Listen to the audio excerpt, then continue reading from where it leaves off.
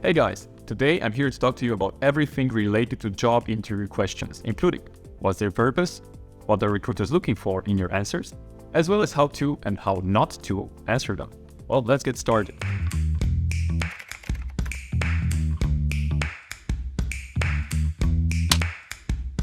Career Advice by Novoresume. Even if you're the most extroverted person in the world, chances are job interviews are still a very nerve-wracking experience. It doesn't really matter if it's your first interview or your 20th. The moment you walk into the interview room, your confidence goes right out the window when the interviewer starts asking questions. Whether you're preparing for your very first interview or just brushing up on your interviewing skills, I've got your back. In this video, we'll go through 10 of the most common job interview questions and teach you how to answer them. Speaking of, the most common interview questions are: tell me something about yourself. Why do you want to work here? What is your greatest strength? Question number 1. Tell me something about yourself. Big question, right? I agree. Something about yourself. Is this where you start talking about your 10-year career as a Dungeons & Dragons player? Not really. When interviewers ask this question, they're looking for relevant and professional pitch, not your whole life story. Meaning, your answer should be 1. Brief. You should only talk about your recent experiences. And yes, you can skip over how you were the president of your university's film club or how you were the cool kid in your high school class. 2. It needs to be tailored.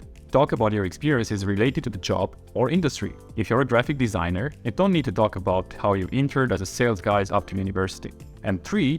They need to be achievements-backed. If possible, talk about your biggest accomplishment in your career. Instead of saying, at my last job, I was responsible for cold calling, say, at my last job, I was responsible for cold calling, managing to drive over $210,000 in business by reaching out to prospective clients. Makes sense, right? The first answer doesn't tell the interviewer anything new. They're interviewing a cold caller, so of course they were responsible for cold calling in their last job. The second answer, on the other hand, proves that you're good at your job. Moving on, we have question number 2. Why do you want to work here?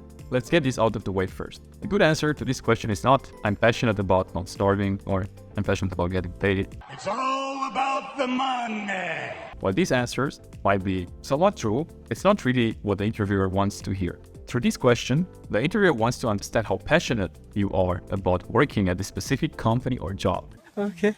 If you like the job, but don't know anything about the company, you can answer with something like, I found this job through website X and thought I'd be a great fit. I have previous experience with X, Y, and Z, and I'm pretty confident I can help the company achieve its goals.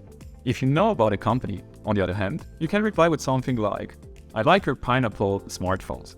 The UX UI is really something else compared to what's on the market. And I'd love to be part of a company that creates such innovative tech. Finally, if both cases apply, you can combine the two answers into one. For example, I read in your job ad that position is about X, which is awesome as I have lots of experience in it from my last role.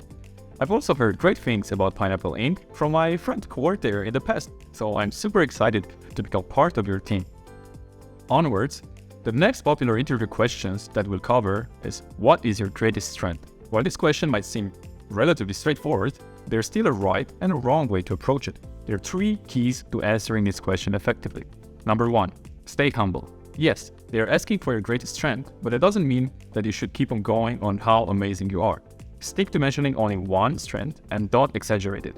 And number 2, stay relevant.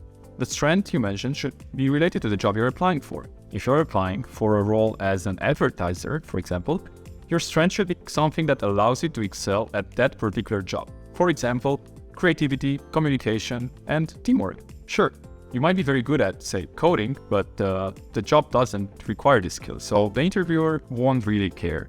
And finally, number 3, back up your claims. Anyone can say, I have great leadership skills, but not anyone can actually back it up with facts that proves it. So, instead of saying something like, I'm a great leader, say something like this. I say, my greatest strength is leadership. Throughout university, I always strive to be a leader in whatever I do. I started and led a public speaking club, and I was also the team leader in almost any university project that I worked on. Next on, we have a tricky one. What is your biggest weakness? This is the one question that beginner job seekers get wrong most of the time by saying something like, my biggest weakness is that I work too hard, or I'm too much of a perfectionist. Well, here's the thing. The interviewer does not expect you to be perfect, and if you pretend to be, that's a giant red flag. So when asking this question, the job interviewer wants to know A, whether your biggest weakness is something that will prevent you from succeeding at the job. If you're applying for the server position in a busy restaurant, you really shouldn't be saying that your biggest weakness is performing under pressure. And B, if you're self-aware, know what your sticking points are and whether you regularly work on your weakness. Everyone has weaknesses, that's normal. For example, my weakness is consistency over long periods of time. While this does not negatively affect my work, being more consistent with my work and personal activities would definitely be a great improvement. And this is something that I'm currently working on by waking up at the same hour daily, reading 30 minutes per day, and following a weekly sports routine. So the real question is, are you the type of person who can recognize their flaws and work on them, or are you the type that pretends to be perfect? Hint, only one of these traits is going to get you hired. So how can you effectively answer this question?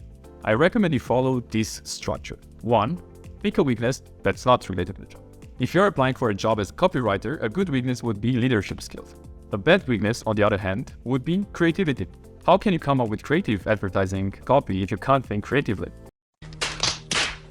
And 2, explain how you're actively working on the weakness. This shows that you're the type of person who is always working on yourself, even if the specific weakness is not something that impacts your performance at work. So to recap, your answer should be something like this. My greatest weakness is that I'm not very good at communicating with people. While I'm always working on my people skills, at the end of the day, I still prefer working a job that's more solo in nature. Hence, that's why I like content writing so much. And not something like this. Oh, my weakness? Yeah. Well, actually, it's that I try too hard, I'm just so good at everything that it becomes sort of a weakness. The fifth question on our list is, why should we hire you? With this one, the interviewer wants you to sell yourself as a candidate. How do your skills, experiences, and expertise make you a valuable asset for the company you're applying for? When answering this question, you have 3 things you can focus on.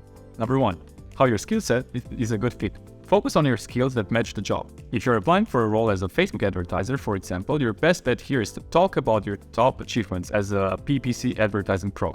Your answer could be something like this.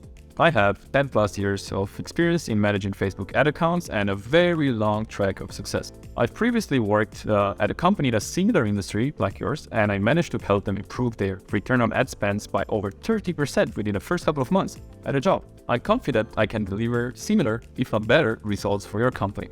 Number 2, passion for the company. This one's great if you're applying for a company that you're familiar with and would genuinely love to work there, as opposed to somewhere else. Go with something like this. Because I'm super passionate about working at Moodle, I've heard a lot of good things about your company culture and I think I'd be a great fit. Some of my friends have worked at your Dublin office and they always sound very satisfied with the organization.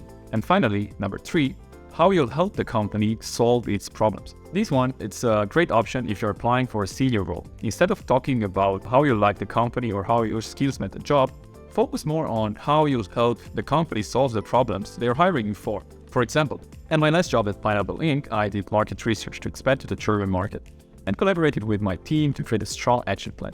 We were very successful with expansion, establishing a strong market presence in less than a year. Since that's pretty much what you're hiring for, I bet I'd be able to help you.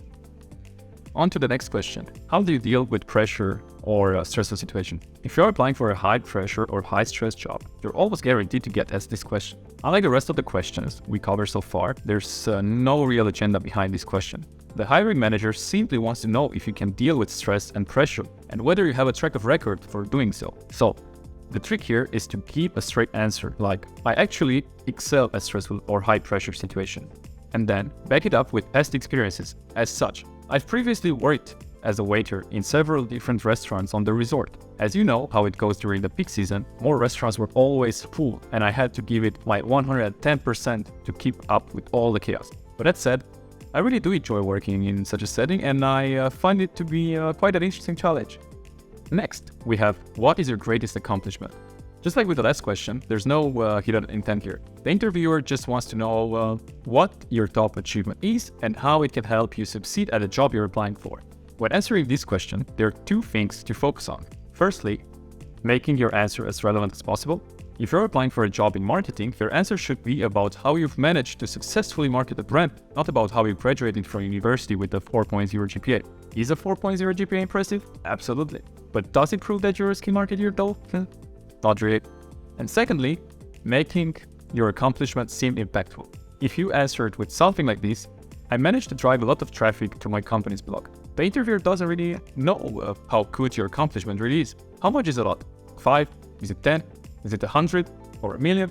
Depending on the number, your achievements will seem more or less significant. So, when answering this question, make sure you include as much information as possible. For example, at my last job, I managed to drive over 20,000 websites visitors over the span of a year. This turned into 500 qualified leads for the business, generating over $130,000 in revenue. Well, this was my personal favorite. Where do you see yourself in 5 years?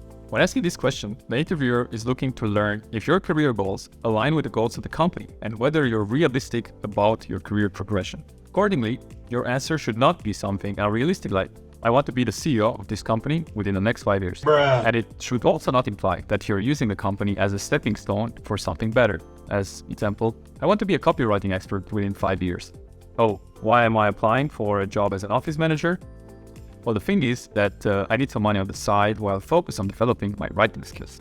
So instead, you should go for an answer that implies that you'll be sticking around the company for a while, that you're ambitious and looking to grow, and this job can help you with that, and also that you're not too ambitious or too unrealistic about your goals. So here's an answer that satisfies all 3 of these requirements. Over the next 5 years, I'd like to further gain experience with digital marketing and drive serious results for your clients. So far, I've only done marketing for a handful of companies and think that a job in marketing agency will give me a very well-rounded experience in getting results for all sorts of clients. Oh, this is a tricky one. Why did you leave your previous job? When asking this question, the interviewer wants to know whether you had a good reason for leaving your last job, if the reason you left your last job could coincidentally be the reason you will leave your next job, and lastly, whether you got fired, and if so, why. In case you did get fired, we'll explain how to answer this question in a bit. In case you weren't, though, here's how to really nail down this interview question. First off, don't make your answer too personal. Anything like that My team was lame, or I hated my last boss. will leave a very bad impression. Your future boss can't really tell whether you're speaking the truth or you were the problem all along. Chances are you might be bad-mouthing them when interviewing for your next job. So instead, go with something more professional, something like, I felt I got really good at a job and there was nowhere left for me to grow. For the past several of months, I felt like I wasn't learning anything new and that my skills weren't improving. So I thought, well, why not look for a new opportunity? Or something related to the company culture. I wasn't really a good culture fit at my last job. The management was a bit too controlling and micromanaging for my work, whereas I prefer a job where I get a bit more freedom and a chance of making my own decisions. The big benefit of such an answer is that you get to learn whether or not this company is a good fit or not. If the work environment is the same at this job, you'll likely get rejected, allowing you to really focus and find a job that you're really going to like. Finally, in case you did get fired, here's how to answer this question. Give an answer that shows that you understand why you were let go and also that you learned your lesson. For example, I was let go from my previous job because, as it turns out, I simply wasn't skilled enough for my role. While I do have some programming experience I gained from an internship after my university, I was still not at the level of a junior. So that's why I thought I'd give another internship a try to further develop my skill and hopefully get promoted to a junior position within a year. And last but not least, the interviewer is almost guaranteed to ask you this. Do you have any questions for us? While there's no definitive right answer here, there's a wrong one, and that is, nope, I think that was good, thank you. While it's okay to not have any questions, you're missing out on a chance to impress the hiring manager by not asking any. Asking detailed questions about the job and the company is a great way to show to the interviewer that you're passionate about working there. Some great questions that you can ask are, what does a regular day in this company look like? What's the best thing about working at your company? What's the worst thing about working on your company? And that wraps up the 10 most common job interview questions and how you can answer them. Do you need more help with more questions and interview tips? Check out this amazing Job Interview Masterclass we just released. This is the only ebook about job interviews that you will ever need. For more quality career advice, make sure to subscribe to our YouTube channel and check out our career vlog linked in the description. Career Advice by Novoresume. Any university project that I worked on, but in the peak,